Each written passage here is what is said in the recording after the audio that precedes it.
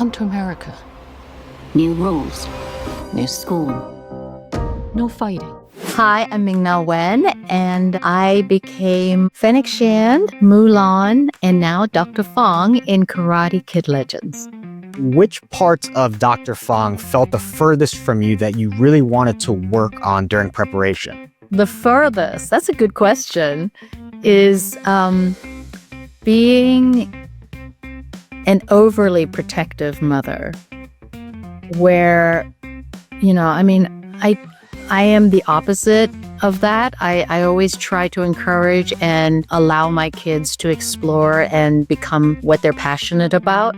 And I had to really understand that the reason why she was so restrictive of Lee and martial arts is because she was so fearful and wanted to protect him and wanted to avoid what happened to his older brother to happen to him. So there's that. And that my Chinese is really bad.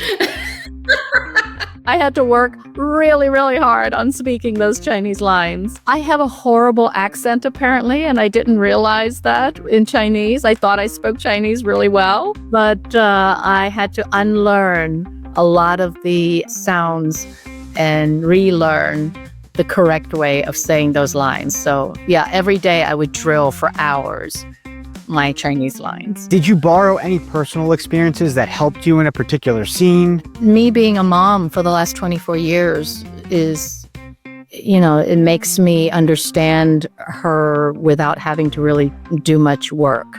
I could just get into her skin so easily about being a mom.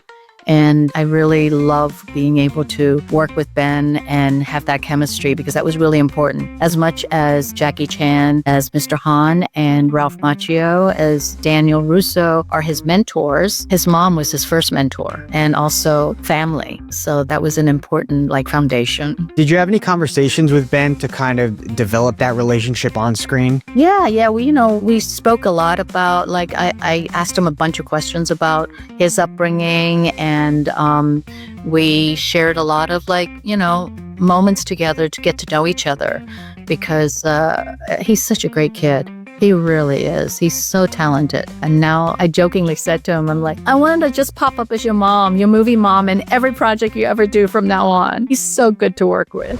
So we're just supposed to let him fight so that he can end up like his brother. What were some key points of your process when bringing the voice of Mulan to life from the original sketches to on screen? Well, Mulan is a coming of age and self-discovery and really figuring out, who you are and what you're capable of. And for me, that has always been my journey. I've had to struggle to fight against my parents to become an actor. That was not something that they wanted for me. As a career. And for Mulan, same thing. She wanted to be able to explore the world and conquer things. And being a girl, she was stuck in this sort of limited potential. So I drew my own inner strength to be Mulan. How did your Chinese heritage and upbringing help you in channeling the essence of Mulan? Everything. I grew up very Chinese, from my parents being chefs at a Chinese restaurant to, speaking both Cantonese and Mandarin, although now I know it's really bad Chinese.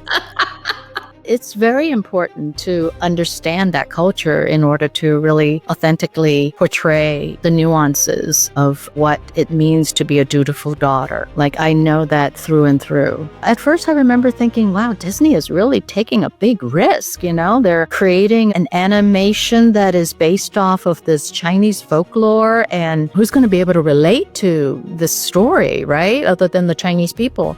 But she is so universal, and I cannot believe the impact that she still has to this day.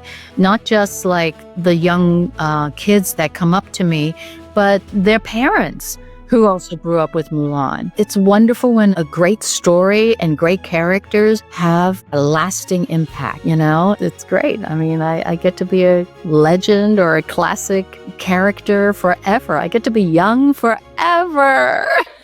Would you like to stay for dinner? Would you like to stay forever?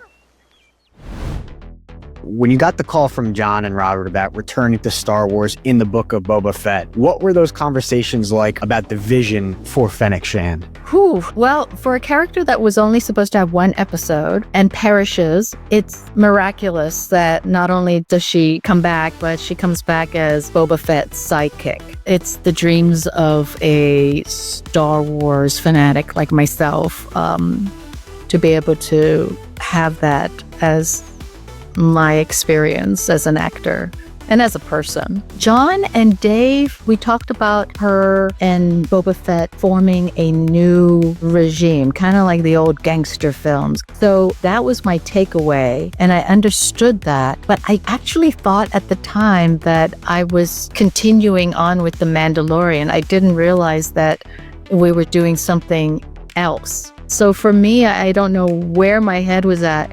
I think I was just so happy and excited to be back as Fennec Shand that everything else kind of like went over my head. I was just like, oh my goodness, I get to be Fennec again. Were there any particular characteristics you really wanted to highlight when playing Fennec? Yeah, I mean, as much as I love Luke Skywalker and Princess Leia, like there was something about being a rogue, about, Han Solo. And I remember when I was younger, I used to draw myself as like a female Han Solo. So the fact that I did get cast as a mercenary, it was fantastic.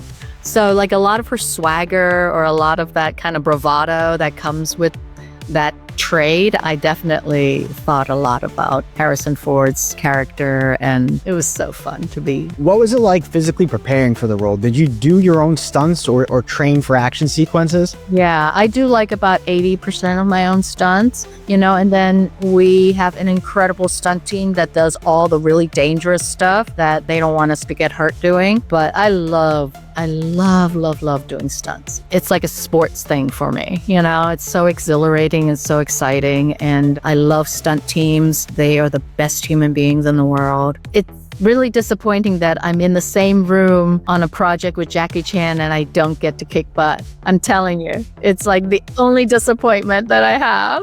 What have you learned about yourself playing these roles? Oh gosh, that I'm really good at being a badass. I don't know. I think like playing these roles, you do have to like pull something from your own person, and the fact that I do have this inner strength, to fend for myself, to persevere, and having loyalty and honor. I think that's a pervasive theme throughout most of my characters that I've played, whether it's Mulan or whether it's Dr. Fong. There is this sense of loyalty, and being a Scorpio, that is my main key thing. Like loyalty is so important to me. And I think it gives these characters a lot of heart to know that they are there for others as well as for themselves. If not us, then who? I want to now finish up. I'm going to run through some questions and you tell me whether it's you or this character that fits this question more. You ready? Okay. Okay. Who gives better advice, you or Dr. Fong? Me. Who is more likely to use the phrase ding ding, you or Dr. Fong? Me. Yeah. Who would do better in a karate competition, you or Dr. Fong?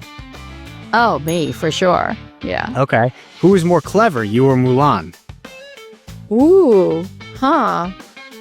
Mulan. Mulan's goat. She's like, she can do anything. Yeah. Who is more adventurous, you or Mulan? Mulan.